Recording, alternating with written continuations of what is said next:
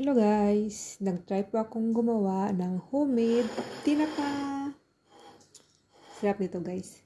Hello guys! Ayan po. Nag-steam po ako ng isda. Gagawin natin tinapa mamaya.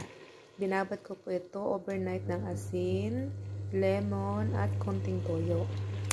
Steam lang po natin siya ng 10 minutes. Tapos, i-smoke natin siya after. Okay? We will see. Ayan guys, ito yung gagamitin natin sa pag-smoke ng fish. Brown sugar, black sugar, pwede rin black rice, pwede rin brown rice. Tapos yung mga herbs. Mga yan guys, tea. Binuhos ko dyan, mga lumang tea. Yan ang gagamitin natin. Okay? Yung isda natin guys. Tapos yung mixture na pang smoke natin. Lalagyan ko siya dapat ng foil para hindi masunog yung kaldero ko. Pero dahil toxic ang paggamit ng foil directly, hayaan natin siyang ganyan. Iprituhin ko siya bago kainin. Masarap itong ipari sa gulay.